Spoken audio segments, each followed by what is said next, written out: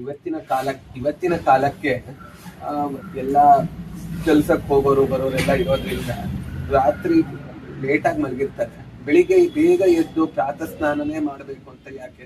ಸೂರ್ಯೋದಯಕ್ಕಿಂತ ಮುಂಚೆ ಸ್ನಾನದ ಅವಶ್ಯಕತೆ ಏನಿದೆ? ಸೂರ್ಯೋದಯ ನಂತರನೂ ಸ್ನಾನ ಮಾಡಬಹುದಲ್ಲ?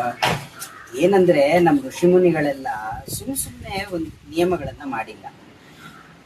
ಅದಕ್ಕೆ ಪ್ರತಿಯೊಂದು ಕರ್ಮಕ್ಕೂ ಕೂಡ ಹಾಗೆ ಸ್ನಾನಕ್ಕೂ ಕೂಡ ಲೌಕಿಕ ಫಲನೂ ಇದೆ, ಅಧ್ಯಾತ್ಮ ಫಲನೂ ಇದೆ. ಅದೆಲ್ಲ ಇರೋದಕ್ಕೇನೆ ಆ ರೀತಿಯಾಗಿ ನಿಯಮಗಳನ್ನು ಮಾಡಿದ್ದಾರೆ.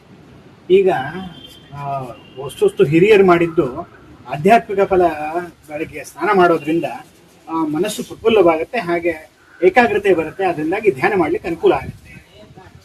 ಅಷ್ಟೇ ಅಲ್ಲ, ಲೌಕಿಕ ರೀತಿಯಿಂದನೂ ಅದಕ್ಕೆ ಫಲ ಇದೆ. ನಮಗೆ ಡಾಕ್ಟ್ರು ಹೇಳ್ತಾರೆ ವಿಟಮಿನ್ ಡಿ ತಗೊಳ್ಳಿ, ವಿಟಮಿನ್ B12 ತಗೊಳ್ಳಿ ಅಂತ ಎಲ್ಲ ಹೇಳ್ತಾರೆ. ಅದಕ್ಕೆಲ್ಲ ನಾವು ಆಸ್ಪತ್ರೆಗೆ ಔಷಧಿ ಎಲ್ಲ ದುಡ್ಡು ಹಾಕಬೇಕು.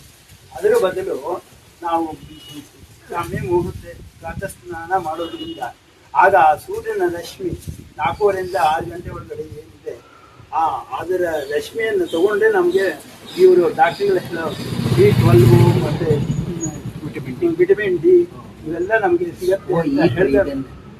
ಆದ್ದರಿಂದ ನಾವು ಲೌಕಿಕ ಫಲನೂ ಉಂಟು, ಆಧ್ಯಾತ್ಮಿಕ ಫಲನೂ ಉಂಟು. ಈ ರೀತಿ ಎಷ್ಟೋ ವಿಷಯಗಳಿದೆ, ನಮ್ಗೇನು ಗೊತ್ತಿಲ್ಲ. ಚರ್ಚೆ ನಡೀತಾ ಇರೋಂಗಿದೆ ಇಲ್ಲೆಲ್ಲ. ಎಲ್ಲ ಕುತ್ಕೊಂಡು ಮಾತಾಡ್ತಿದ್ವಿ, ಹಾಗೆ ಒಂದು ವಿಷಯ ಬಂತು, ಅದಕ್ಕೆ ಚರ್ಚೆ ಮಾಡ್ತಾ ಇದ್ವಿ. ಹೌದಾ?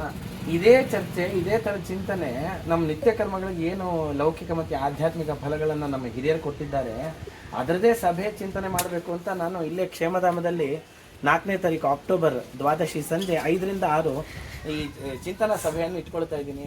ಎಲ್ಲ ಅಲ್ಲೇ ಚರ್ಚೆ ಮಾಡ್ಬೋದಲ್ಲ. ನಿಮಗೆ ಇಬ್ಬರು ವಿದ್ವಾಂಸರು ಬರ್ತಾ ಇದ್ದಾರೆ, ಒಳ್ಳೆ ತಿಳಿದಿರೋ ಜ್ಞಾನಿಗಳು.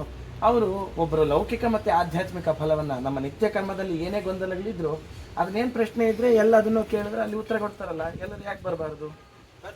ಬನ್ನಿ. ನಾನು ಬರ್ತೇನೆ, ನನ್ನ ಸ್ನೇಹಿತರು ಬರ್ತಾರೆ, ನೀವು ಬನ್ನಿ ಆ ಕಾರ್ಯಕ್ರಮಕ್ಕೆ. ನಿಮ್ಮ ಜೊತೆಗೆ ಪ್ರಶ್ನೆಗಳನ್ನು ತಗೊಂಡು ಬನ್ನಿ, ಅಲ್ಲಿಯೇ ಚರ್ಚಿಸೋಣ.